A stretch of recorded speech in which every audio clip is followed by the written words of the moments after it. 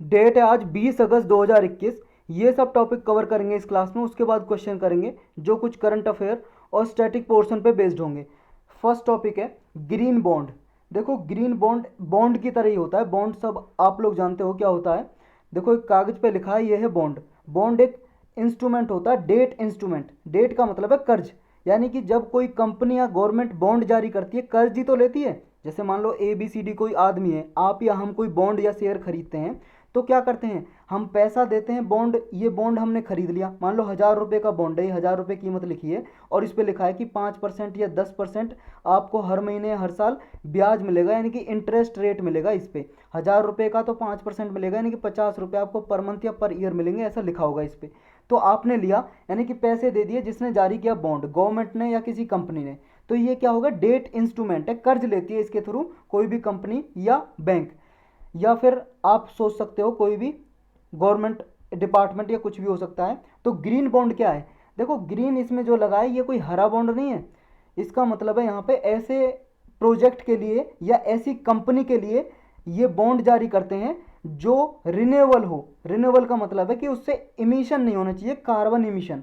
कहने का मतलब पॉल्यूशन ना होता हो उस इंडस्ट्री से, यानी कि ग्रीन हाउस गैस का इमिशन ना होता हो इन्वायरमेंट में। तो ये जो बॉन्ड है ग्रीन बॉन्ड, एक तरह से डेट इंस्ट्रूमेंट है, जैसे अदर बॉन्ड होते हैं उसी की तरह। और जो भी इन्वेस्टर होते हैं, यानी कि जो इन्वेस्ट करते हैं, यानी कि जो खरीदते हैं, वो किसको फाइनेंस करते हैं, किसके लिए पैसा देते हैं, सस्टेनेबल असेट्स और प्रोजेक्ट्स के लिए। यानी कि ये ग्रीन बॉन्ड ऑफर करते हैं किसको फाइनेंस करने के लिए, ग्रीन प्रोजेक्ट, जैसे कि इलेक्ट्रिक व्हीकल। कोई कंपनी इलेक्ट्रिक व्हीकल बना रही है भाई साहब, बिजली से चलने वाले वाहन, कार, गाड़ियाँ, ट्रक, कुछ भी हो सकता है, बाइक हो सकती है। तो इनसे क्या इमिशन नहीं होता, बिजली से चलते हैं, धुआं नहीं निकलता। तो ऐसे प्रोजेक्ट के लिए, ऐसी कंपनी के लिए, या मास रैपिड ट्रांसपोर्ट सिस्टम के लिए, या वाटर और इरिगेशन मैनेजमेंट के लिए, रिन्यूएबल एनर्जी, मान लो कोई सोलर एनर्जी बनाती है कोई कंपनी, सूरज से ऊर्जा, और फिर गांव में या शहर में सप्लाई करती है, ऐसी कंपनी के बॉन्ड खरीद लेना, ये हो गए ग्रीन बॉन्ड। इससे क्या है, ये रेज किए जा सकते हैं by financial institution for further lending to green project.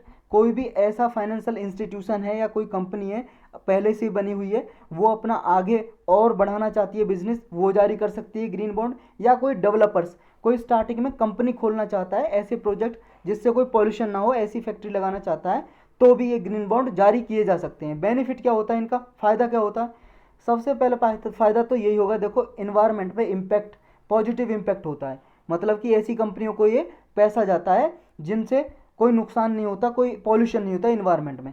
फिर अट्रैक्ट इन्वेस्टमेंट, इन्वेस्टमेंट भी अट्रैक्ट करते हैं, इससे लोग खरीदते हैं क्योंकि ग्रीन हाउस गैस इमिशन नहीं होता है इनसे, मतलब ऐसी कंपनियों से, तो उनके बॉन्ड को खरीदते हैं लोग। नेक्स्ट है अल्टरनेटिव टू बैंक लोन। अगर कोई कंपनी मान लो चला ली हो तो बैंक से लोन लेना पड़ता है, तो बैंक के लोन के लिए एक विकल्प होता है ये ग्रीन बॉन्ड, कि आप ग्रीन बॉन्ड जारी करो मार्केट में, और मार्केट में लोगों से पैसा लो और ये अपने प्रोजेक्ट में लगाओ। तो एक तरह से बैंक लोन का अल्टरनेटिव यानी कि विकल्प हो जाता है, बैंक से लोन लेने की जरूरत नहीं पड़ती। तो यही था इसमें बस। नेक्स्ट है रोड टेप स्कीम।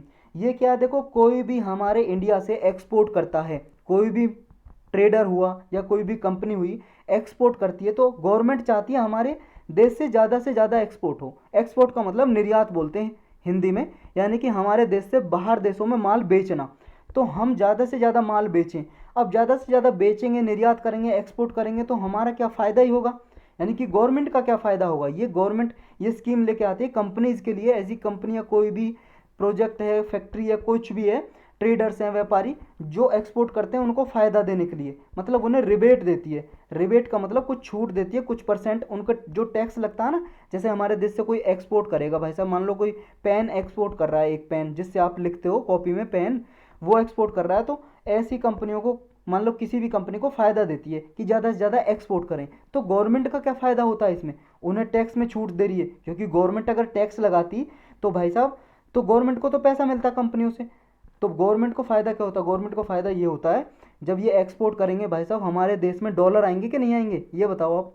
डॉलर आएंगे कि नहीं आएंगे, क्योंकि डॉलर में ट्रेड होती है। जब हमारे यहाँ पे डॉलर आएंगे, यानी कि हमारा फॉरेक्स रिजर्व बढ़ेगा, जो आरबीआई के पास फॉरेक्स रिजर्व होता है। और फॉरेक्स एक्सचेंज रिजर्व ये क्या होता है, या फॉरेक्स रिजर्व या फॉरेन एक्सचेंज रिजर्व ये क्या होता है, ये जानना है तो आपको इकोनॉमी की प्लेलिस्ट में एक टॉपिक बना होगा, उस पर देखना। और देखो उसमें जो था 1-2 महीने पहले का लेक्चर है। और अभी जो है फॉरेक्स रिजर्व हमारे इंडिया का वो कितना हो चुका है, यानी कि फॉरेन एक्सचेंज रिजर्व, जितनी हमारे पास फॉरेन करेंसी होती हैं, विदेशी मुद्राएं, यानी कि डॉलर में रखते हैं अधिकतर हम, तो कितना हो चुका है अभी ये हमारा फॉरेक्स रिजर्व है जो कितना हो चुका है, इंडिया का हो चुका है 6 अगस्त 2021 का डेटा है भाई साहब, ये रिलीज़ किया था आरबीआई ने। ये हो चुका है लगभग डॉलर 621 पॉइंट कुछ बिलियन डॉलर। ये अब तक का सबसे हाईएस्ट रहा है। और पिछले साल से जब देखो कोरोना काल चल रहा है, उस काल में भी हमारा क्या है लगभग 40% के अराउंड इंक्रीज किया है। तो ये बात आपको याद रखनी है। यूपीएससी ऐसा स्टेटमेंट में देके पूछ लेती है कि पिछले साल से, लास्ट ईयर से हमारा फॉरेक्स रिजर्व घटा या बढ़ा है, क्योंकि सब सोचेंगे कि पिछले साल तो वैसे ही बहुत ही बिजनेस सब ठप रहे थे, बंद रहे थे, तो घटा ही होगा। लेकिन एक चीज़ याद रखनी है, बढ़ा है, इंक्रीज हुआ है। और आप देख लेना इस साल के यूपीएससी के पेपर में इस तरह की स्टेटमेंट कि पिछले साल से बढ़ा है। और नंबर 4 पे आ गया है फॉरेक्स रिजर्व में हमारा इंडिया, पूरे वर्ल्ड में सबसे ज़्यादा चाइना के पास है, और नंबर 4 पे कौन है, इंडिया, नंबर 4 पे इंडिया है। तो यही था रोड टैप स्कीम में। अभी से पढ़ लेते हैं क्या क्या इसमें कथा लिखी है। देखो रोड टैप स्कीम क्या है, सेंटर ने अभी नोटिफाई की है। ये वैसे तो 2021-22 के लिए चलाई है और 2020 में ये अनाउंस की थी, लेकिन अभी टैक्स में रिबेट कितनी जाएगी अभी अनाउंस किया है। 2020 में स्कीम लॉन्च की थी, लेकिन कितना टैक्स में छूट देंगे वो गवर्नमेंट ने अभी डिसाइड किया है। रिमिशन का मतलब होता है छूट, ड्यूटीज का मतलब वही बॉर्डर पे जो टैक्स लगते हैं, taxes on exported product scheme, इस पे जो छूट देंगे उसके लिए 12,454 करोड़ रुपए अलोकेट किए हैं बजट में गवर्नमेंट ने, इस साल के बजट में 2021-22 के में। और इसमें 8,555 टैरिफ लाइन होंगी, जिसमें से 75% ट्रेडेड आइटम है उनको क्या है अकाउंटिंग की जाएगी, और 65% इंडियाज के जो एक्सपोर्ट है लगभग उन पे क्या है छूट दी जाएगी, रिबेट दी जाएगी। इससे पहले गवर्नमेंट ने एक MEIS नाम की स्कीम चला रखी थी, जो भी व्यापारी एक्सपोर्ट करते थे उनको फ़ायदा देने के लिए, merchandise export from India scheme ये चला रखी थी। लेकिन इसको 2020 में रिप्लेस करके ये रोड टैप स्कीम लॉन्च कर दी। और गवर्नमेंट ने बताया नहीं था लेकिन कितना हम टैक्स छूट देंगे, वो अभी बताया है। लेकिन ये स्कीम पहले चल रही थी तो ये क्यों हटा दी गवर्नमेंट ने, क्योंकि भाई साहब इसमें कुछ ऐसी प्रोविज़न थी स्कीम में, योजना में, जो WTO के रूल्स को कंप्लाई नहीं करता थे। यानी कि जो वर्ल्ड ट्रेड ऑर्गेनाइजेशन है भाई साहब, जो 1 जनवरी 1995 को बनी थी ये ऑर्गेनाइजेशन, जिसका इंडिया भी पार्ट है, मेंबर है। और इससे पहले गेट नाम की एक ऑर्गेनाइजेशन थी जो 1944 में बनी थी, लगभग 1944 में, और उसको रिप्लेस करके, गेट को रिप्लेस करके फिर WTO बनी, वर्ल्ड ट्रेड ऑर्गेनाइजेशन, जो पूरे वर्ल्ड में ट्रेड कैसे होगी उसके लिए रूल्स नियम वगैरह बनाती है। इसके रूल्स के अगेंस्ट थी ये scheme, merchandise export from India scheme India की, तो इसलिए इंडिया ने इसको रिप्लेस कर दिया, इसके नाम पर रोड टेप स्कीम चला दी, 2020 में लॉन्च कर दी। लेकिन अभी इसमें डिफाइन किया है कितना छूट देंगे। तो ये जो स्कीम है, जो भी मान लो सेंट्रल, स्टेट या लोकल गवर्नमेंट टैक्स लगाती है, ड्यूटी लगाती है, इन सबको रिबेट किया जाएगा, वापस दिया जाएगा। जितना भी, जैसे मान लो कोई व्यापारी, ट्रेडर है या कंपनी है, वो ट्रेड कर रही है, एक्सपोर्ट कर रही है, उससे जो टैक्स लिया है सेंट्रल गवर्नमेंट ने, स्टेट गवर्नमेंट ने उसके प्रोडक्ट पे, उसके माल पे, तो उसको वापस देना। कितना वापस देंगे ये भी निर्धारित किया है, इतना वापस देंगे, 0.5 से लेके 4.3% तक ये देंगे, वापस देंगे टैक्स, जितना भी लिया है प्रोडक्ट पे इतना % देंगे वापस। ये इसमें क्या है, to enable zero rating of export में जीरो रेटिंग को इनेबल करने के लिए, यानी कि जो डोमेस्टिक टैक्स लगाए जाते हैं ना, हमारे घरेलू जो टैक्स लगाए जाते हैं, सेंट्रल गवर्नमेंट लगाती है, स्टेट गवर्नमेंट लगाती है, ग्राम पंचायत लगाती है, इन टैक्स को रिफंड किया जाएगा, वापस दिया जाएगा जिन भी कंपनियां व्यापारी पे लगाए गए हैं। तो ये जो टैक्स दिया जाएगा एक तरह से ये ऑफर्ड किया जाएगा। लोएस्ट रेट किस पे, देखो 0.5 से 4.3% के बीच में वापस किया जाएगा। तो 0.5 किस पे दिया जाएगा और 4.3 किस पे दिया जाएगा, देखो लोएस्ट रेट यानी कि 0.5 दिया जाएगा लगभग उन पे, जैसे चॉकलेट, टॉफ़ी, शुगर, ये कन्फेक्शनरी, कुछ शुगर से बने हुए माल प्रोडक्ट वगैरह बेचते हैं, इन पे लगभग 0.5% तक रिबेट दी जाएगी, छूट दी जाएगी टैक्स में।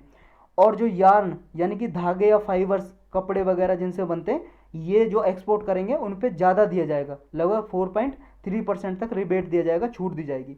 और जो स्टील, फार्मा और केमिकल्स जो ये हैं, ये फैक्ट्री इस स्कीम के दायरे में नहीं आती हैं, ये याद रखना है। ये क्यों नहीं आती हैं दायरे में, क्योंकि भाई साहब ये स्कीम, ये जो फैक्ट्री है स्टील, फार्मा की, फार्मा का मतलब मेडिसिन, दवाई बनाने वाली कंपनी, और केमिकल्स वाली कंपनी, ये इसलिए नहीं आती, इनका एक्सपोर्ट तो वैसे ही बहुत ज़्यादा होता है इंडिया से इनका एक्सपोर्ट ऑलरेडी है। और हमने ये स्कीम जो लाए हैं रोड टैप, किस लिए लाए हैं? एक्सपोर्ट बढ़ाने के लिए। और एक्सपोर्ट किसका बढ़ाना? जिसका ऑलरेडी है नहीं, तो उसके लिए ये स्कीम लाए हैं। तो ये जो हैं 3 सेक्टर हैं, ये इसके दायरे में नहीं आते। नेक्स्ट टॉपिक है अपना ratification of Kigali agreement. Kigali agreement क्या है? देखो पहले तो भाई साहब किगाली देखो आप है कहाँ। किगाली है भाई साहब ये अफ्रीका में एक कंट्री है, रवांडा नाम की। रवांडा नाम सुना है आपने? युगांडा, रवांडा, ये नहीं सुना तो ये देख लो। ये अफ्रीका कॉन्टिनेंट है और यहाँ पे देखो ये युगांडा है, पेन चेंज कर लेता हूँ मैं, ये युगांडा है। और युगांडा के पास में ये देखो ये वाला कलर जो दिखाई दे रहा है, ये है रवांडा, ये वाला दिखाई दे रहा होगा आपको, ये रवांडा, ये मैंने कर दिया यहाँ पे मार्क। अब देखो ये वाला, ये रवांडा है, समझ रहे हो? ये रवांडा कंट्री है, इसकी कैपिटल है किगाली। यहाँ पे एक मीटिंग हुई थी 2016 में। कब? 2016 में। यहाँ पे कुछ टारगेट रखे गए। इससे पहले एक बैकग्राउंड समझो थोड़ा सा।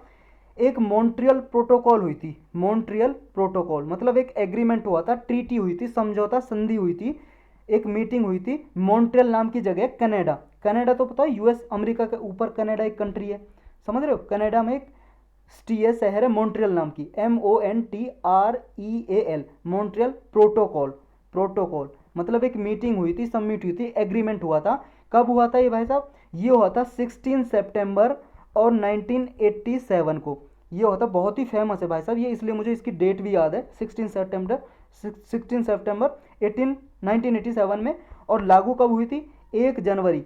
मतलब इस पर 20 कंट्रीज ने रेटिफाई कर दिया था अपनी पार्लियामेंट में, देश की पार्लियामेंट में साइन करके। पहले तो मॉन्ट्रियल प्रोटोकॉल पे सबमिट हुआ, वहाँ पे गए गवर्नमेंट, डिफरेंट गवर्नमेंट, और वहाँ पे साइन किया एग्रीमेंट को, और फिर अपनी पार्लियामेंट में फिर रेटिफाई भी तो करना पड़ता है, रेजोल्यूशन पास कराना पड़ता है। तो 20 कंट्री ने जब रेटिफाई कर दिया तो ये 1 जनवरी 1989 को ये लागू हो गई, इफेक्ट में आ गई। और इसका काम क्या था मॉन्ट्रियल प्रोटोकॉल का? इसमें कुछ ऐसे डिसीजन लिए गए थे कि ऐसी गैस जो ओजोन गैस को डिप्लीट करती हैं, यानी कि घटाती हैं, डिप्लीट करती हैं, रिड्यूस करती हैं, ओजोन को नुकसान पहुंचाती हैं, उनको घटाया जाएगा, उन गैसों को एलिमिनेट किया जाएगा।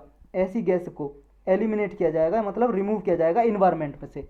जैसे मान लो भाई साहब, पहले तो ओजोन समझो आप क्या होता है। ये अर्थ है हमारी, अर्थ के चारों ओर हम ऊपर जाएंगे, समझ रहे हो? ऊपर जाएंगे एटमॉस्फेयर में, तो पहली लेयर आती है ट्रोपोस्फेयर। पता ही होगा आपको, ट्रोपोस्फेयर बहुत बार पढ़ी है हमने यार, ऐसा मत देखो। और उसके ऊपर आएगी, मतलब 15 किलोमीटर तक ट्रोपोस्फेयर लगभग, उसके ऊपर आएगी फिर आपकी 50 किलोमीटर तक लगभग स्टेटोस्फेयर, और फिर उसके ऊपर आएगी मीजोस्फेयर 90 किलोमीटर तक मीजोस्फेयर, और उसके ऊपर आएगी एग्जोस्फेयर, इसी का पार्ट है आयोनोस्फेयर या थर्मोस्फेयर, लगभग 640 तक। इतने तक हम एटमॉस्फेयर मानते हैं अर्थ का। और जो बीच वाली लेयर है ना, सेकंड वाली स्ट्रेटोस्फेयर, इसमें ओजोन गैस पाई जाती है, जिसे O3 से डिनोट करते हैं, प्रदर्शित करते हैं, यानी कि प्रदर्शित करते हैं O3 से, यानी कि ऑक्सीजन के 3 एटम जुड़े हुए हैं।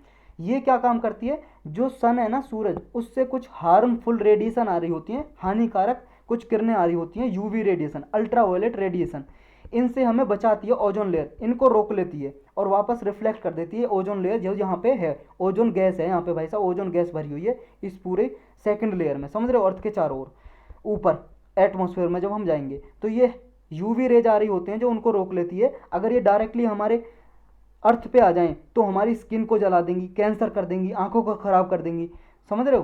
तो इसलिए कुछ ऐसी गैस होती है इन्वायरमेंट में जो ह्यूमन के कारण रिलीज हो रही हैं। जैसे हम फ्रीज यूज करते हैं ना, एसी, घरों में एसी, एयर कंडीशन, या फ्रीज, जो फ्रीज में गैस यूज होती है अमोनिया वगैरह, समझ रहे हो? फ्रीजिंग के लिए अमोनिया, NH4 कुछ गैस होती है अमोनिया, तो वो यूज करते हैं। तो उससे क्या है, जब ये इन्वायरमेंट में जाती हैं तो ओजोन जो है ना, जैसे इन्वायरमेंट में जाएंगी, एटमॉस्फेयर में जाएंगी, वातावरण में, तो ये ओजोन गैस है ना, O3 एटम, इसको तोड़ देती हैं। जैसे एक गैस है हाइड्रोक्लोरोफ्लोरोकार्बन, ऐसे ही है हाइड्रोक्लोरोफ्लोरोकार्बन। ये जो गैस है हाइड्रोक्लोरोफ्लोरोकार्बन HCFC, ये क्या है, इसमें फ्लोरीन का एटम है और एक क्लोरीन का एटम है। ये क्या है, ऑक्सीजन के साथ मिलके, क्लोरीन और फ्लोरीन ऑक्सीजन के साथ मिलके ये बॉन्ड बना लेते हैं। अब ये इसको तोड़ देते हैं ओजोन को, तो ये एटमॉस्फेयर में जब जाएंगे ये गैस HCFC या HFC भी है, हाइड्रोफ्लोरोकार्बन भी है, एक हाइड्रोफ्लोरोकार्बन भी है। तो ये जब गैस जाती हैं तो ये ऑक्सीजन को एटम को तोड़ देती हैं ओजोन से, यानी कि फिर क्या रह जाता है, O2 रह जाता है और O आ जाके इन क्लोरीन और F फ्लोरीन से मिला के ये मिल के एक बॉन्ड बना लेता है और अलग गैस बन जाती है। तो ये फिर जब O3 टूट जाएगा तो भाई साहब जो ओजोन है यहाँ पे, जो यहाँ पे ओजोन है, ये ओजोन है यहाँ पे, ये तो भाई साहब डिक्रीज हो जाएगी। और जब ये डिक्रीज हो जाएगी तो आप समझ रहे हो नुकसान क्या होगा, अभी हमने डिस्कस किया। तो ऐसी गैसों को रिड्यूस करना मॉन्ट्रियल प्रोटोकॉल का काम था। अब ये जो है किगाली एग्रीमेंट, ये मॉन्ट्रियल प्रोटोकॉल है, जो एग्रीमेंट है, यानी कि एक ऑर्गेनाइजेशन समझ लो मॉन्ट्रियल प्रोटोकॉल को, समझौता है, ट्रीटमेंट एग्रीमेंट कुछ भी, उसी में कुछ अमेंडमेंट किया था, सुधार। पहले क्या है, इसमें HFC गैस इंक्लूड नहीं थी। जब मॉन्ट्रियल प्रोटोकॉल हुई थी तो उसमें HFC गैस ये इंक्लूड नहीं थी, क्योंकि ये HFC गैस पहले ग्रीन हाउस गैस समझी जाती थी। ग्रीन हाउस गैस आप सब लोगों को पता है, एटमॉस्फेयर में जाती हैं ये और टेम्परेचर को एब्जॉर्व कर लेती हैं, सोख लेती हैं, जिसकी वजह से अर्थ का एटमॉस्फेयर का टेम्परेचर इंक्रीज हो जाता है और ग्लोबल वार्मिंग हो जाती है।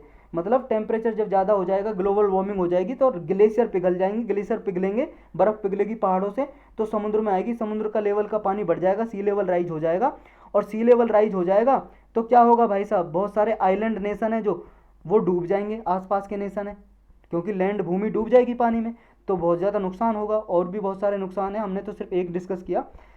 तो अब ये हाइड्रोफ्लोरोकार्बन पहले ग्रीन हाउस गैस समझी जाती थी, लेकिन इसके इफेक्ट ये भी देखे गए, क्योंकि भाई साहब इसमें फ्लोरीन का एटम है हाइड्रोफ्लोरोकार्बन में, तो ये क्या है, ओजोन को भी तोड़ देती है, यानी कि ओजोन डिप्लीटिंग गैस भी है, ये ग्रीन हाउस गैस भी है और क्या है, ओजोन डिप्लीटिंग गैस भी है। तो ये इसमें लाया गया किगाली एग्रीमेंट में, जब किगाली अमेंडमेंट संशोधन किया मॉन्ट्रियल प्रोटोकॉल में, तो ये लाया गया कि भाई साहब ऐसे ओजोन लेयर को जो डिप्लीट करते हैं, जैसे हाइड्रोफ्लोरोकार्बन, इनको हटाया जाएगा, रिमूव किया जाएगा इन्वायरमेंट से, ऐसे इफर्ट करेंगे सारे देश मिलके। अभी न्यूज में इसलिए आया किगाली एग्रीमेंट, क्योंकि जो ये किगाली अमेंडमेंट है, जो एग्रीमेंट हुआ था मॉन्ट्रियल प्रोटोकॉल में ही, ये इंडिया ने अभी कैबिनेट ने रेटिफाई कर दिया, मतलब अप्रूवल दे दिए रेटिफिकेशन के लिए कि हम इसे रेटिफाई करेंगे किगाली अमेंडमेंट को। जो किगाली अमेंडमेंट में कुछ नियम कानून माने गए थे, इंडिया भी उन्हें लागू करेगा। अब वो क्या है वो देखते हैं भाई साहब, नियम कानून।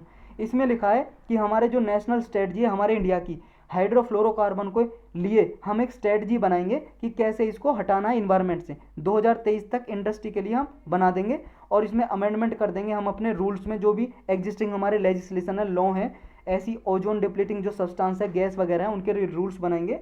और ये रूल्स हम जितना भी जो प्रोडक्शन कंजप्शन है इसे कंट्रोल करना शुरू कर देंगे 2024 के मिड तक, मध्य तक, जब 2024 साल आएगा।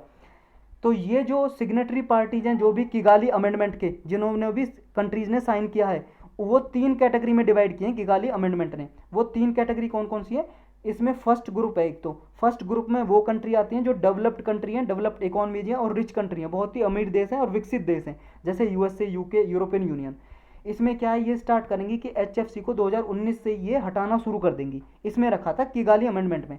और ये 15% 2036 तक HFC ये रिड्यूस कर देंगी, जितना भी HFC गैस इन्वायरमेंट में है उसका 15% रिड्यूस कर देंगी, घटा देंगी 2012 के लेवल से। मतलब जितना इनके देशों में, यूएस में मान लो 2012 में जितना HFC गैस थी इन्वायरमेंट में, उसके लेवल से 15% 2036 तक घटा देंगी।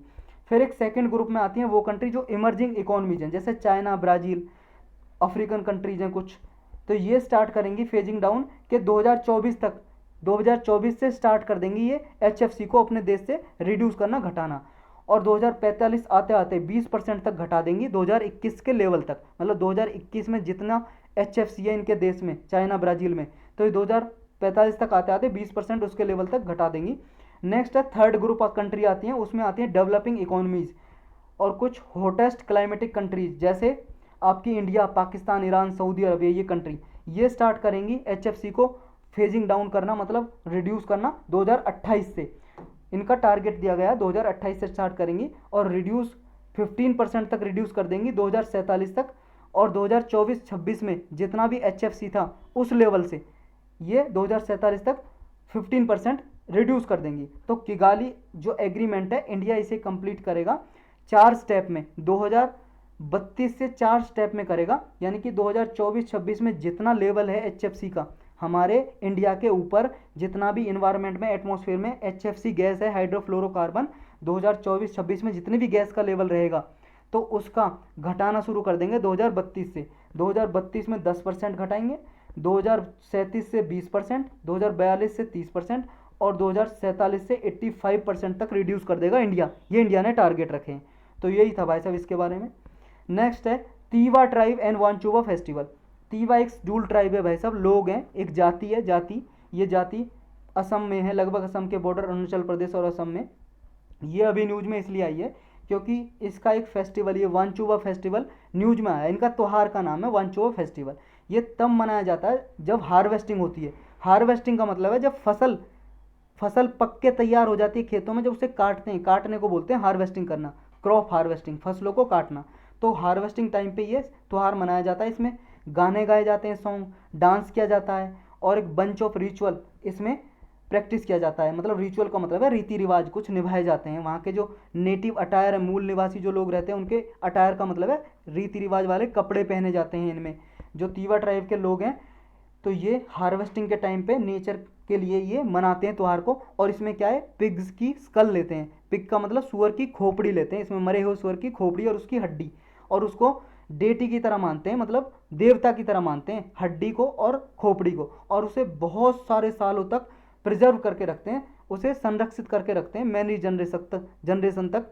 मतलब जैसे इस एक आदमी ने रखा, उसका बेटा उसे संभाल कर रखेगा, उसके बेटे का बेटा संभाल के रखेगा, फिर उसका बेटे का बेटा, ऐसे जनरेशन तक संभाल के रखते हैं इस पिग यानी कि सुअर की खोपड़ी और उसकी हड्डी को। देवता मानते हैं ना, क्योंकि इनकी कल्चर में है, संस्कृति में, रीति रिवाजों में। तो इस तरह से देखो गैदरिंग होती है इस वांचुवा फेस्टिवल में, और बीच में कुछ लकड़ी वगैरह जलाई जाती हैं और ऐसे गोल गोल नाचते हैं, डांस करते हैं, गाने गाते हैं। ये अपने ये ट्रेडिशनल अटायर मतलब कपड़े पहने हुए हैं इन्होंने। तो इस जो तीवा ट्राइब है इसको लालुंग भी बोलते हैं, लालुंग ट्राइब। ये यहाँ की इंडिजिनस कम्युनिटी है, मतलब ये असम और मेघालय में मतलब पाई जाती है। और इसके कुछ अरुणाचल प्रदेश और मणिपुर में भी इसके कुछ ट्राइब के लोग मिलते हैं, इस जाति के लोग तीवा ट्राइब के। मेनली असम और मेघालय में और अरुणाचल प्रदेश और मणिपुर में भी पाए जाते हैं ये। नेक्स्ट टॉपिक है अपना एजेंसी बैंक। देखो आरबीआई ने अभी केरल में एक प्राइवेट बैंक है, private sector bank, south India bank, इसको एजेंसी बैंक डिक्लेयर कर दिया है। एजेंसी बैंक डिक्लेयर करने का मतलब क्या है, देखो एक तो ये बात याद रखनी, एजेंसी बैंक आरबीआई डिक्लेयर करता है किसी बैंक को, और जब एजेंसी बैंक डिक्लेयर कर देता है तो जो आरबीआई कुछ स्टेट गवर्नमेंट और सेंट्रल गवर्नमेंट के लिए काम करता है ना, बिजनेस वर्क बैंकिंग का, तो वो उसको सौंप देता है अपना काम कि वो बैंक करेगा। जैसे साउथ इंडियन बैंक को एजेंसी बैंक डिक्लेयर कर दिया, तो अब कुछ जो आरबीआई स्टेट गवर्नमेंट और सेंट्रल गवर्नमेंट के लिए काम करती थी, अब ये आरबीआई के बिहाफ में, हेतु में ये बैंक करेगा, साउथ इंडियन बैंक, क्योंकि इसे एजेंसी बैंक डिक्लेयर कर दिया। यानी कि जो भी ट्रांजैक्शन वगैरह होती है गवर्नमेंट की बिजनेस की, किससे भी रिलेटेड, स्मॉल सेविंग स्कीम से रिलेटेड या गवर्नमेंट की कोई और पेमेंट है, तो ये बिजनेस कौन संभालेगा, ये एजेंसी बैंक। तो बस इतना ही था इसमें। नेक्स्ट है purified drinking water supply wire tankers taxable. अभी क्या है, एक गवर्नमेंट ने ऐसे रूल बनाए हैं, और ये एक अथॉरिटी फॉर एडवांसिंग रूलिंग, इसने नियम बनाया है कि ड्रिंकिंग वाटर फैसिलिटी जो सप्लाई होती है ना, पब्लिक को देते हैं, लोगों को, टैंकर ले जाके, ट्रैक्टर वगैरह में पीछे एक टैंकर होता है भाई साहब, और टैंकर से सप्लाई करते हैं और पैसे लेते हैं लोगों से, सप्लाई करते हैं वाटर और लोगों से पैसे लेते हैं। क्योंकि प्राइवेट पीपल है, मान लो आप लोग बिजनेस करने लगो, टैंकर से पानी सप्लाई कर लो ऐसे विलेज में या एरियाज में जहाँ पे पानी नहीं है, पानी की कमी है, पीने का पानी की, तो आप सेफ ड्रिंकिंग वाटर पहुँचा रहे हो, और एक बोतल भर रहे हो 20 लीटर की, और उससे 20 रुपये 40 रुपये ऐसे ले रहे हो। तो ऐसे जो टैंकर सप्लायर हैं, मोबाइल टैंकर सप्लायर, मतलब मोबाइल का मतलब है वो वाला मोबाइल नहीं है जिससे आप वीडियो देख रहे हो, ये मोबाइल का मतलब है चलता फिरता टैंकर, मतलब जो टैंकर लेके जाते हैं ट्रैक्टर वगैरह से या किसी गाड़ी से, टैंकर पीछे होता है, और फिर पानी की सप्लाई करते हैं, जो डिस्पेंसर होते हैं, मतलब पानी की सप्लाई करने वाले, या कोई चैरिटेबल ऑर्गेनाइजेशन होती है, चैरिटेबल ऑर्गेनाइजेशन कोई भी संस्था, उस पर क्या है जीएसटी लगाया जाएगा 18% का। जो भी ऐसे पानी के सप्लायर है, मतलब जितनी भी उनकी कमाई होगी उस पर 18% का जीएसटी लगाया जाएगा, मतलब जितना भी पानी वो सप्लाई करेंगे उस पर। अब ये एडवांस रूलिंग और एआर है क्या, इसे देखते हैं। देखो जो एडवांस रूलिंग का मतलब ये है, इसका मतलब ये है कि जब भी कोई एप्लीकेंट है, कोई भी आदमी है, उसकी टैक्स लाइबिलिटी कितनी है, मतलब टैक्स कितना देना है उसको गवर्नमेंट को, तो ये इसमें कौन सा कानून लगेगा ये डिटरमाइन करना, ये निश्चित करना कि कितनी ट्रांजैक्शन पे उस एप्लीकेंट का, मतलब ए आदमी है, इसको टैक्स देना है, इसकी टैक्स की कितनी लायबिलिटी है, मतलब कितना टैक्स देना है, कितनी ट्रांजैक्शन की है, उस पर कितना टैक्स देना है, और ये सब डिटरमाइन करना कानून के हिसाब से। तो ये डिटरमाइन करना, निश्चित करना, ये है एडवांस रूलिंग का पार्ट, एडवांस रूलिंग का, ये कितना टैक्स देना है इसे कानून के हिसाब से ये डिटरमाइन करना। और ये एडवांस अथॉरिटी क्या है, authority of for advance ruling क्या है, देखो इसमें एक जज होते हैं सुप्रीम कोर्ट के, रिटायर्ड जज जो रिटायर हो चुके हैं, वो चेयरमैन होते हैं, और 2 मेंबर होते हैं इसके सदस्य इस अथॉरिटी के, वो होते हैं एडिशनल सेक्रेटरी रैंक के, जो गवर्नमेंट ऑफ इंडिया पे एडिशनल सेक्रेटरी रह चुके हों, किसी भी डिपार्टमेंट पे हो सकते हैं भाई साहब, किसी भी मिनिस्ट्री के अंदर एडिशनल सेक्रेटरी। जैसे आप आईएएस बनोगे यूपीएससी की तैयारी करने के बाद, जब आपका प्रमोशन होगा तो आप एडिशनल सेक्रेटरी बनोगे। तो ऐसे एडिशनल सेक्रेटरी 2 मेंबर होते हैं, और वो उनमें से एक आता है इंडियन रेवेन्यू सर्विस से, आईआरएस, और एक आता है इंडियन लीगल सर्विस से। तो यही था इसमें। नेक्स्ट है criminal justice reform.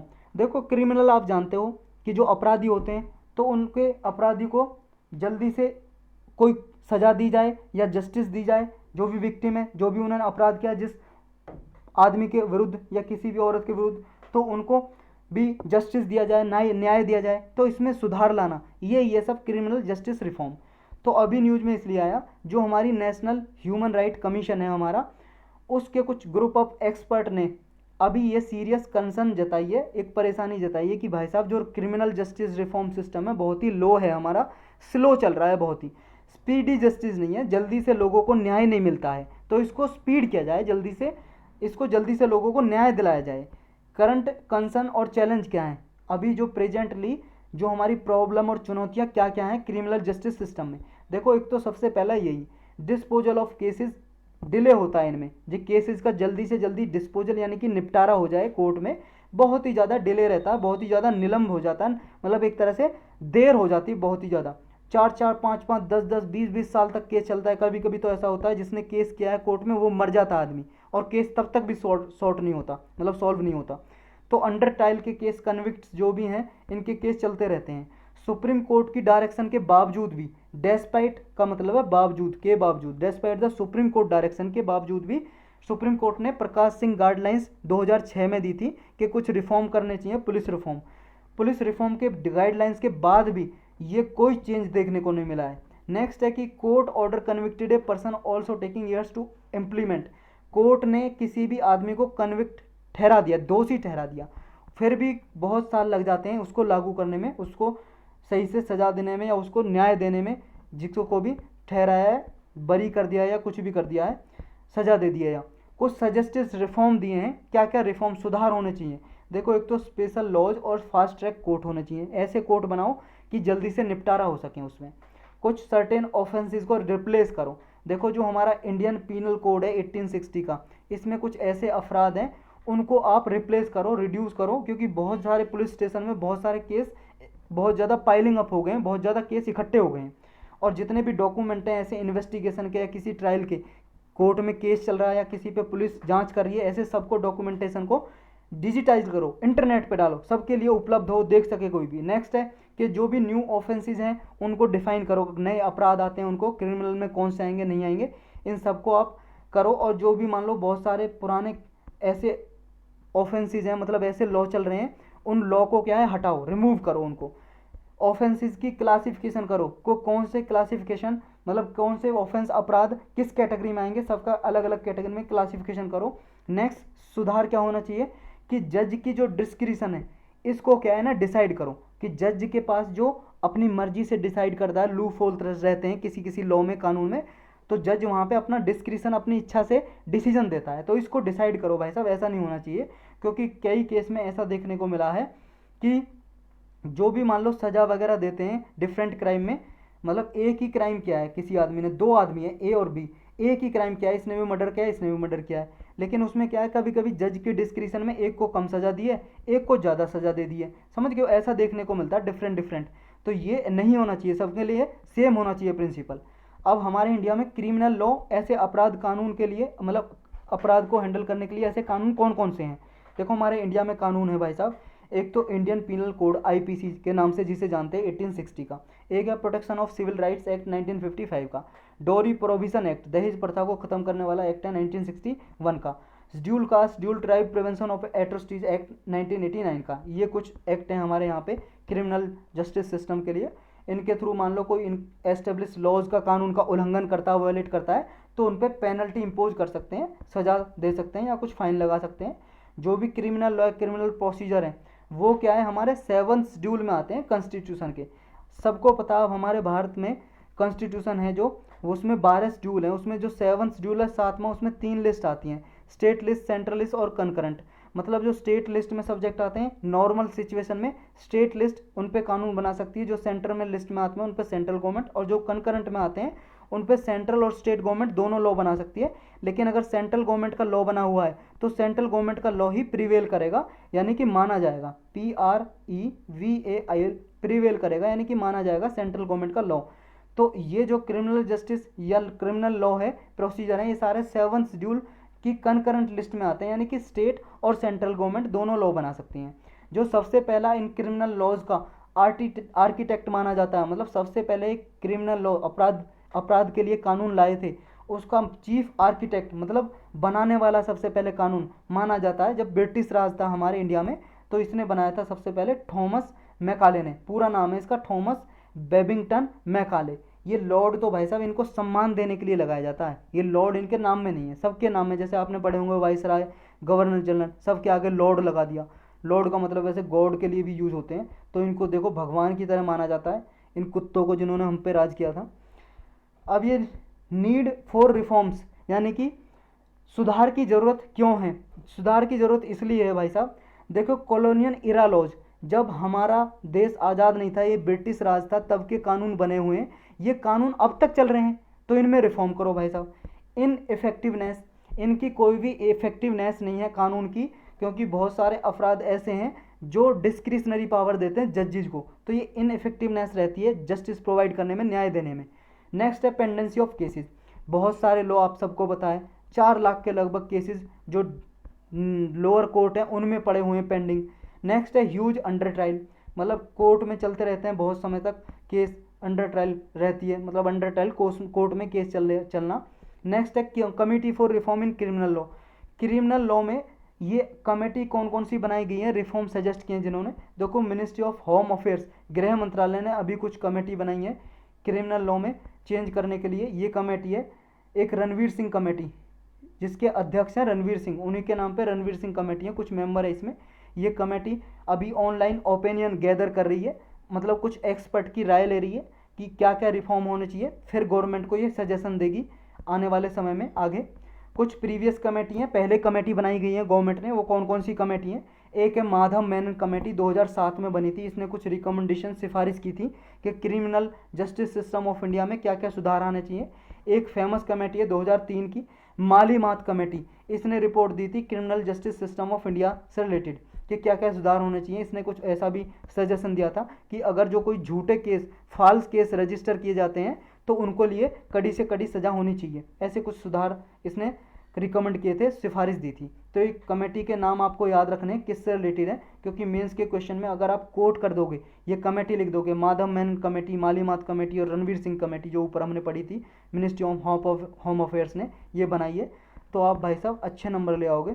Next topic है अपना गुजरात एंटी कन्वर्जन लॉ। ये गुजरात का एंटी कन्वर्जन लॉ है, जो एक धर्म से दूसरे धर्म में कन्वर्ट कर लेते हैं, चेंज कर लेते हैं धर्म को, तो उसके लिए ये लॉ गुजरात ने बनाया था। तो इसके ऊपर ये कंट्रोवर्सी चल रही है भाई साहब, विवाद चल रहा है, हाई कोर्ट में इसका केस गया। तो गुजरात गवर्नमेंट ने हाई कोर्ट को ये जवाब दिया है कि भाई साहब जो ये हमने लॉ लाए हैं, ये इसलिए लाए हैं जो मैरिज के आधार पे जब शादी होती है तो शादी का बहाना देके फोर्सफुली कन्वर्जन करवा लेते हैं, दम मतलब बल के बेस पे फोर्सफुली दबाव डाल के कन्वर्जन कर लाते हैं धर्म का, एक धर्म से दूसरे धर्म में। तो ये धर्म को ऐसे कन्वर्ट ना हो मैरिज के नाम पे, इसलिए हमने ये कानून लाया है।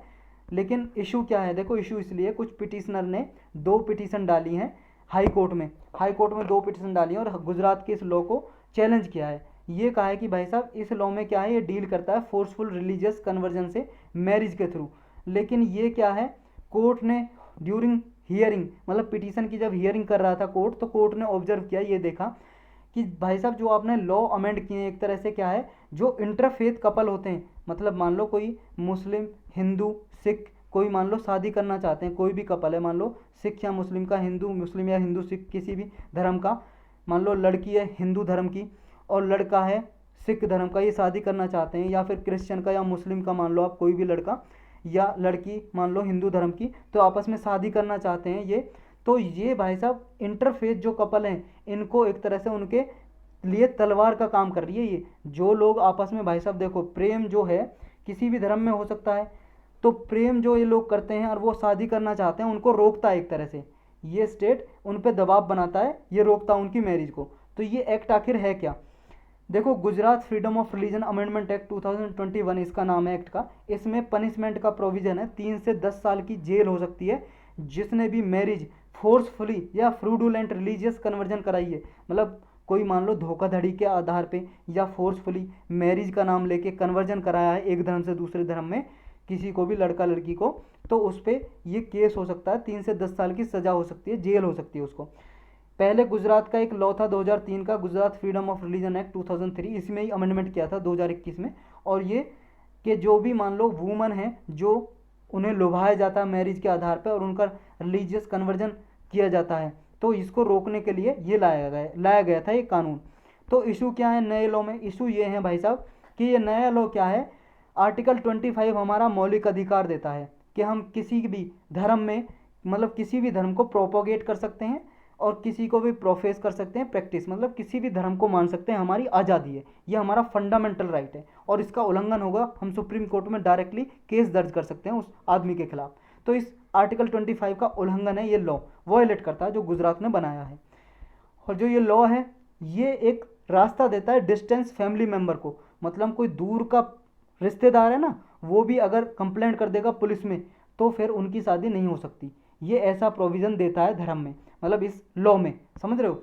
अब सुप्रीम कोर्ट के क्या क्या कानून है, क्या क्या जजमेंट है, मतलब जजमेंट ही हो सकते हैं, इसके कानून क्या बनाएगा सुप्रीम कोर्ट, कानून तो पार्लियामेंट बनाती है ना। तो सुप्रीम कोर्ट के क्या क्या जजमेंट हैं, क्या क्या फैसले हैं, वर्डिक्ट हैं मैरिज और कन्वर्जन के लिए। देखो, सुप्रीम कोर्ट ने सेवरल जजमेंट में ये कहा है कि भाई साहब देखो, जो ये एडल्ट का मतलब 18 साल से अबव जो बच्चे हैं, इनका ये एब्सोल्यूट राइट है to choose a life partner, अपना लाइफ पार्टनर चुनने का उन्हें मौलिक अधिकार है, इन्हें एब्सोल्यूट राइट है, इस पर कोई रेस्ट्रिक्शन नहीं लगाई जा सकती। जो भी आदमी या औरत किसी को पसंद करता है, प्रेम करता है, वो उससे शादी कर सकता है, मैरिज कर सकता है। तो इसमें ना तो कोई स्टेट यानी कि सरकार और ना ही कोई कोर्ट इंटरफेयर कर सकता, किसी का जुरिस्डिक्शन नहीं है। कोर्ट ये दबाव नहीं डाल सकता या गवर्नमेंट ये दबाव नहीं डाल सकती कि आप इसी से शादी करो, समझ रहे हो। तो सुप्रीम कोर्ट ने अपने जजमेंट में कहा है। लेकिन सुप्रीम कोर्ट ने अपने एक 2 केस हैं उसके, एक तो लिली थॉमस और एक सारला मुदगल केस, ये बोला है कि अगर मान लो रिलीजियस कन्वर्जन, एक धर्म से दूसरे धर्म में किसी आदमी को कन्वर्ट चेंज किया जाएगा और उसे बिना किसी बोनाफाइड बिलीफ के किया जाएगा, मतलब उस धर्म के आदमी का, मान लो ए आदमी है और वो कन्वर्ट करना चाहता है दूसरे धर्म में। अभी ये मान लो ये हिंदू धर्म या मुस्लिम धर्म में बिलीव करता है और ये मान लो मुस्लिम धर्म या हिंदू धर्म में कन्वर्ट करना चाहता है, हिंदू है तो मुस्लिम में, मुस्लिम है तो हिंदू में, हिंदू धर्म में कन्वर्ट करना चाहता है, हिंदू से मुस्लिम में कन्वर्ट करना चाहता है और कोई बोनाफाइड बिलीफ नहीं है, मतलब उसका कोई विश्वास नहीं है दूसरे धर्म में कन्वर्ट करने का, उसे बस क्या है, कुछ मान लो कुछ बेनिफिट, लीगल बेनिफिट देके कन्वर्ट किया जा रहा है कि आप कन्वर्ट करोगे तो आपको ज़मीन दी जाएगी, इतने पैसे दिए जाएंगे, कुछ लोभ लुभावन दिया जा रहा है। तो ये भाई साहब डू नॉट होल्ड वाटर, मतलब ये सही नहीं माना जाएगा ये ऐसा कन्वर्जन, समझ रहे हो। और एक केस है Salamat Ansari Priyanka Kharwar case, Allahabad high court का 2020 का। इसमें इलाहाबाद हाई कोर्ट ने ये बोला था कि देखो भाई साहब, किसी भी पर्सन का अपना पार्टनर चूज करने का फंडामेंटल राइट है और ये आर्टिकल 21 के अंदर आता है, राइट टू लाइफ और लिबर्टी के, तो इसका उल्लंघन नहीं होना चाहिए, वायलेशन नहीं होना चाहिए। तो ये कुछ फेमस कोर्ट थे। तो अब नीड ऑफ द हावर क्या है, मतलब क्या करने की ज़रूरत है। देखो, एक तो यूनिफॉर्मिटी होनी चाहिए, पूरे देश में एक तरह का कानून होना चाहिए, जैसे universal declaration of human right, कुछ जैसे रूल्स वगैरह है ना यूनाइटेड नेशन के, तो उनमें भी यूनाइटेड नेशन के इस वाले डॉक्यूमेंट में universal declaration of human right, तो आर्टिकल 18 में, हमारे संविधान का आर्टिकल 18 की बात नहीं हो रही है, यूनाइटेड नेशन के जो कुछ रूल्स नियम है ना मानव अधिकार को बचाने के लिए, ये universal declaration of human right, इसके आर्टिकल 18 में ये कहा है कि किसी को भी धर्म का अपना प्रैक्टिस करने का अधिकार है और उसका वॉयलेशन नहीं होना चाहिए। और स्टेट्स जो भी सरकार वगैरह हैं, राज्य की या किसकी, सेंटर की भी, कुछ भी, तो उन्हें ऐसे एंटी कन्वर्जन लॉ नहीं इनेक्ट करने चाहिए जो क्या है एम्बिगुअस हो या उनमें एम्बिगुअस प्रोविजन हो। एम्बिगुअस का मतलब है अनक्लियर, मतलब ऐसी धाराएं डाल दी आपने, स्पष्ट रूप से उनको डिफाइन नहीं किया, वेग हैं भाई साहब, स्पष्ट नहीं है वो, पूरी तरह से क्लियर नहीं है, नॉन क्लियर है, अनक्लियर है। तो भाई साहब ऐसे क्या है, जो भी आदमी धर्म कन्वर्ट करना चाहेगा उस पर क्या है, आप गलत तरीके से उन प्रोविजन का यूज करोगे। तो आपको लॉ बनाने हैं तो अनएम्बिगुअस मतलब क्लियरली, अनएम्बिगुअस का मतलब हो गया क्लियरली, एम्बिगुअस की स्पेलिंग ये है, एम्बिगुअस के सामने यूएन लगा लो, अनएम्बिगुअस यानी कि क्लियरली स्पष्ट रूप से आपको प्रोविजन डिफाइन करो कि कौन सा फोर्सफुली कन्वर्जन माना जाएगा, कौन सा नहीं माना जाएगा, सही से डिफाइन करो। ऐसा मत छोड़ो कि दायरा कि आप कुछ भी यूज करो उसमें। एंटी कन्वर्जन जो लॉ है ये ज़रूरत इसलिए भी है क्योंकि क्या है, बहुत सारे ऐसे देखे गए कि माइनॉरिटी कम्युनिटी इंस्टीट्यूशन में कन्वर्जन देखा गया, बहुत सारे लोगों को कन्वर्ज करा लिया जाता है, कुछ केस देखे गए। और पीपल को देखो, एंटी कन्वर्जन लॉ जो आप एंटी कन्वर्जन लॉ जो बना रहे हो उनमें सही से प्रोविजन को डिफाइन करो क्लियरली, और उसके साथ साथ लोगों में भी जागरूकता फैलाओ, जो भी पीपल है उनको एजुकेटेड करो कि आप क्या है फोर्सफुल कन्वर्जन के रास्ते में मत आओ, किसी भी इंड्यूसमेंट अल्यूरमेंट, किसी लोभ लुभावन के मतलब दबाव में आके कन्वर्जन मत करो, ये लोगों को भी आप एजुकेट करो, इससे अच्छा तो ये है। चलते हैं नेक्स्ट टॉपिक पे। नेक्स्ट है अपना UN peace keeper. United nation की देखो खुद तो कोई फोर्स होती नहीं है सैनिक, उसके जो डिफरेंट डिफरेंट इसके मेंबर होते हैं, मेंबर कंट्री, वो वॉलेंट्री, वॉलेंट्री का मतलब है अपनी मर्जी से अपने सैनिक भेजते हैं इसकी फोर्स के लिए। जैसे मान लो कहीं पे युद्ध विराम कराना है, पीस कीपिंग मतलब पीस एस्टेब्लिश करानी है, शांति, तो वहाँ ये अपनी फोर्स भेजती है यूएन, खुद की फोर्स नहीं होती। कौन देते हैं, जो इसके सदस्य होते हैं यूनाइटेड नेशन के मेंबर। जैसे इंडिया है, इंडिया कुछ फोर्स भेजेगा, ले लो भाई साहब आप इनका यूज करो, भेजो, तो कुछ साल के लिए भेज देते हैं यूनाइटेड नेशन के लिए। तो ये यूएन पीस कीपर क्या है, यूनाइटेड नेशन की फोर्स, खुद की नहीं है, मेंबर कंट्री अपना कंट्रीब्यूशन करते हैं। अभी न्यूज़ में इसलिए आई, इसके लिए हमारे जो एक्सटर्नल अफेयर मिनिस्टर है जयशंकर, उन्होंने घोषणा की है हम एक प्लेटफॉर्म, टेक्नोलॉजिकल प्लेटफॉर्म तैयार किया है यूनाइटेड नेशन की पीस कीपिंग फोर्स के लिए। उसका नाम क्या है, यूनाइट अवेयर। ये एक मोबाइल टेक्नोलॉजी एक प्लेटफॉर्म है, एक एप्लीकेशन है इस तरह की, जो क्या है इनकी सहायता करेगी यूएन मिशन में। जो भी पीस कीपर होते हैं, फोर्स होती है, कहीं पे सेफ्टी सिक्योरिटी प्रोवाइड करनी है, उनके लिए सहायता करेगी ये टेक्नोलॉजिकल बेस्ड जो एप्लीकेशन है। तो ये अनाउंस किए अभी जो यूनाइटेड नेशन सिक्योरिटी काउंसिल की जो डिबेट चल रही है टेक्नोलॉजी पे, पीस कीपिंग पे, उसके दौरान अनाउंस किए। जो भी मिनिस्टर हैं उन्होंने 4 पॉइंट फ्रेमवर्क दिया है कि पीस कीपर्स को कैसे सिक्योर करना चाहिए, सुरक्षा कैसे लानी चाहिए, शांति कैसे लाई जाएगी। पहली बात तो ये कि जो भी इनकी जो डिप्लॉयमेंट तैनाती की जाती है यूएन पीस कीपर की, मतलब यूएन की फोर्स की, वो कॉस्ट इफेक्टिव होनी चाहिए, फील्ड सर्विसेबल होनी चाहिए, टेक्नोलॉजी बेस्ड होनी चाहिए और इन्वायरमेंट फ्रेंडली भी होनी चाहिए। पीस कीपर को जरूरत है कि उन्हें साउंड इन्फॉर्मेशन और इंटेलिजेंस दी जाए, मतलब सही से उन्हें सूचना मिले, जो भी सैनिक है ये होना चाहिए, और उनकी जो प्रिसाइज पोजिशनिंग होनी चाहिए और ओवरहेड विजुअलाइजेशन की ज़रूरत है, और उन पे इन्वेस्टमेंट करनी चाहिए कैपेसिटी बिल्डिंग पे, मतलब उन्हें ट्रेनिंग देनी चाहिए भाई साहब पीस कीपर्स को, ताकि टेक्नोलॉजी की भी जानकारी हो, उसका यूज करके वो पीस एस्टेब्लिश कर सकें पूरे वर्ल्ड वाइड। कहीं पे युद्ध वगैरह हो रहा दो कंट्री का, उसको रोक सकें टेक्नोलॉजी वगैरह का यूज करके। अब ये आउटकम क्या है इस मीटिंग की, देखो मेमोरेंडम ऑफ अंडरस्टैंडिंग, यानी कि एक एग्रीमेंट अनाउंस किया इंडिया और यूएन के बीच में। इसमें ये रखा गया कि जो पार्टनरशिप की गई for technology in peace keeping initiative UNC4ISR और अकेडमी फॉर पीस ऑपरेशन, मतलब इन दोनों ने मिलकर टेक्नोलॉजी को डेवलप कैसे किया जाए, कैसे यूज किया जाए United nation peace keeping force के लिए, ये इसमें एग्रीमेंट किया। मेमोरेंडम ऑफ अंडरस्टैंडिंग का मतलब एग्रीमेंट यानी कि समझौता किया। अब ये यूनाइट अवेयर जो अनाउंस किया भारत ने, एस जयशंकर जो हमारे फॉरेन मिनिस्टर हैं, तो ये क्या है, देखो मोबाइल टेक प्लेटफॉर्म है जो इंडिया ने डेवलप किया है। ये इन्फॉर्मेशन देगा यूनाइटेड नेशन पीस कीपर्स को कि टेरन, जो डिफ़िकल्ट टेरन होते हैं ना, जैसे मान लो पहाड़ पे कुछ एरिया है, वहाँ की इन्फॉर्मेशन नहीं है कि कहाँ पे रास्ता है, कहाँ पे सही रास्ता है, कहाँ पे जा सकते हैं कैसे, कहाँ पे कौन से फोर्स तैनात है, तो ये सब जानकारी ये देगी मोबाइल टेक प्लेटफॉर्म, ये एप्लीकेशन। इससे क्या है, ये यूएन डिपार्टमेंट जो पीस कीपिंग ऑपरेशन है उसके साथ मिलकर पार्टनरशिप करके ये डेवलप की है ये।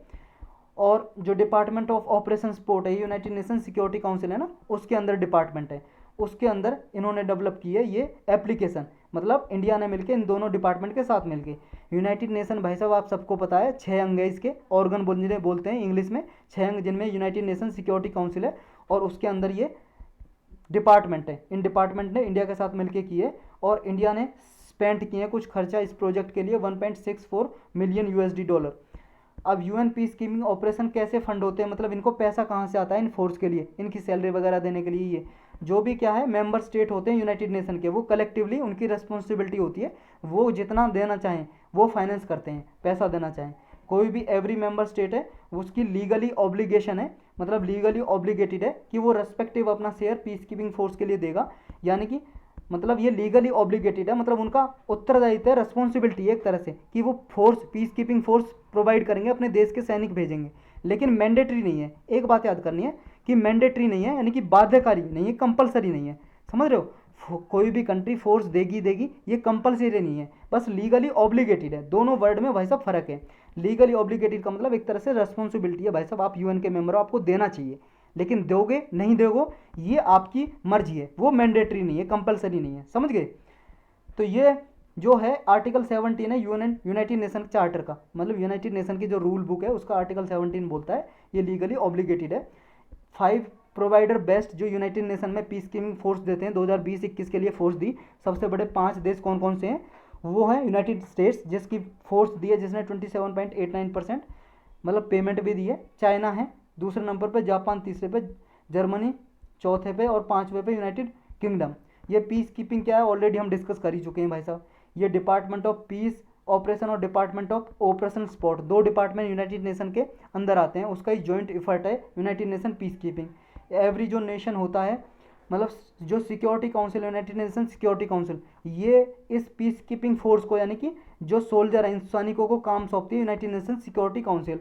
इसकी कंपोजिशन क्या है, मतलब इन्हें देखो ब्लू हेलमेट भी बोलते हैं, ब्लू बैरेट या ब्लू हेलमेट क्यों बोलते हैं, क्योंकि भाई साहब जो ये हेलमेट पहन के रखते हैं ना ये फोर्स, इनका हेलमेट जो ब्लू रहता है, नीला, इनमें सोल्जर भी हो सकते हैं सैनिक, इनमें पुलिस ऑफिसर भी रह सकते हैं, कोई कंट्री मान लो पुलिस ऑफिसर भेजना चाहे, या कोई सिविलियन पर्सनल, कोई भी सिविलियन, मतलब सिविलियन जो जॉब करते हैं, जैसे आईएएस ऑफिसर भी हो सकते हैं यूएन पीस कीपिंग में।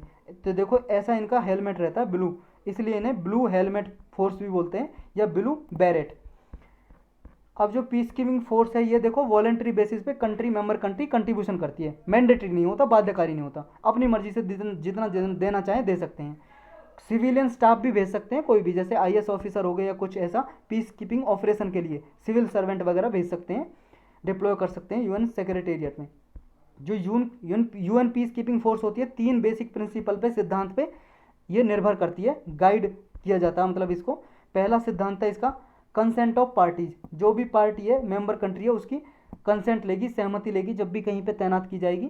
इम्पार्शलिटी, किसी के साथ पक्षपात नहीं होगा, भेदभाव नहीं किया जाएगा, पक्षपात नहीं होगा, बाइसनेस नहीं होगी। नॉन यूज ऑफ फोर्स, देखो फोर्स का ये यूज नहीं करेंगे, कहीं पे जाके गोला बारूद चलाना शुरू कर दिया। Accept in self defence and defence of mandate, सिर्फ उस केस में ये फोर्स का यूज करेंगे, गोला बारूद चलाएंगे जब इन्हें सेल्फ डिफेंस करना हो। मान लो इन्हीं पे जो ये पीस कीपिंग फोर्स, मान लो सैनिक गए यूनाइटेड नेशन के किसी देश में और उस देश के जो सैनिक इन्हीं पे गोली चलाना शुरू कर दें, उस केस में भाई साहब अपने आप को बचाने के लिए तो ये मारेंगे ही सामने वाले को, है कि नहीं। और मैंडेट, मान लो कोई डिफेंस करना हो किसी और को तब भी ये चला सकते हैं, वरना वो नॉन यूज ऑफ फोर्स होती है, कोई फोर्स का यूज नहीं करते ये। तो यही था आज के लेक्चर में टॉपिक। अब क्वेश्चन करेंगे इसके बेस्ड पे। फर्स्ट क्वेश्चन है हमारा, इंडियन कॉन्स्टिट्यूशन में सेफ गार्ड दिया गया है, कौन से आर्टिकल में दिया गया है कि राइट टू बी फॉरगॉटन या राइट टू डीलिंक कौन से आर्टिकल का पार्ट है, कि इंटरनेट पे हमारा जो क्या है कोई डॉक्यूमेंट इमेज वगैरह कुछ पड़ी है उसे हटाने का हमारा अधिकार है, ये कौन से फंडामेंटल राइट का पार्ट है। कल ही पढ़ा था भाई साहब हमने, आर्टिकल 19 का, 21 का, 20 का, 22 का।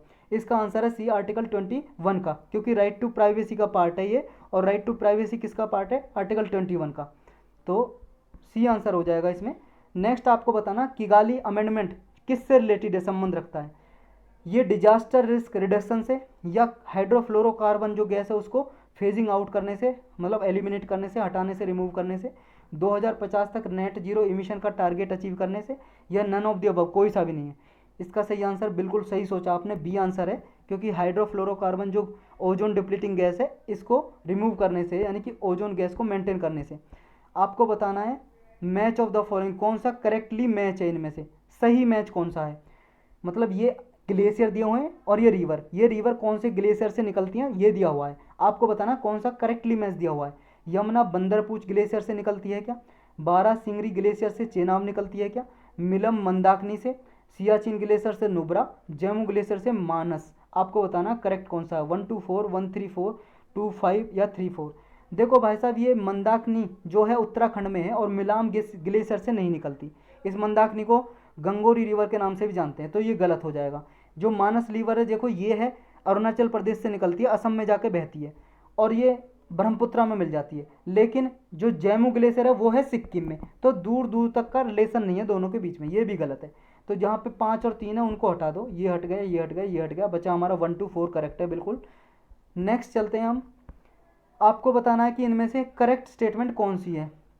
पहले स्वदेशी मूवमेंट के रिगार्डिंग दी गई है। स्वदेशी मूवमेंट जो बंगाल में स्टार्ट हुआ था, स्वदेशी मूवमेंट 1905 में, इसमें जो एक्सट्रीमिस्ट थे यानी कि गरम दल के नेता जो लाल बाल पाल फेमस थे, इन्होंने क्या है पैसिव रेजिस्टेंस के लिए बोला, स्वदेशी के लिए, और बॉयकॉट करने के लिए कहा कि जो गवर्नमेंट के स्कूल कॉलेजेस या सर्विसेज हैं, कोर्ट हैं, इन सबको बॉयकॉट करो, यानी कि बहिष्कार करो इनको।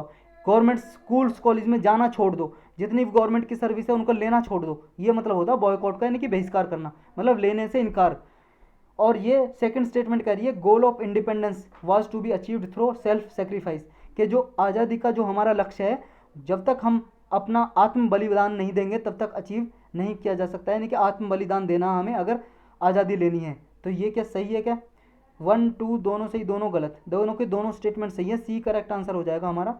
नेक्स्ट आपको बताना, वंदे मातरम मूवमेंट किसको जाना जाता है, किस मूवमेंट को, किस आंदोलन को वंदे मातरम मूवमेंट के नाम से जाना जाता है? नॉन कोऑपरेशन मूवमेंट को, सिविल डिसोबेंस मूवमेंट को, क्विट इंडिया मूवमेंट को, या स्वदेशी मूवमेंट को? ये भाई साहब स्वदेशी मूवमेंट को ही जाना जाता है वंदे मातरम मूवमेंट से। जब स्वदेशी मूवमेंट चला था 1905 के लगभग, तो भाई साहब ये वंदे मातरम वाला जो गीत है हमारा, जो नेशनल सॉन्ग भी है, राष्ट्रीय गीत, नेशनल सॉन्ग, तो इसको गाया गया था वंदे मातरम कह के।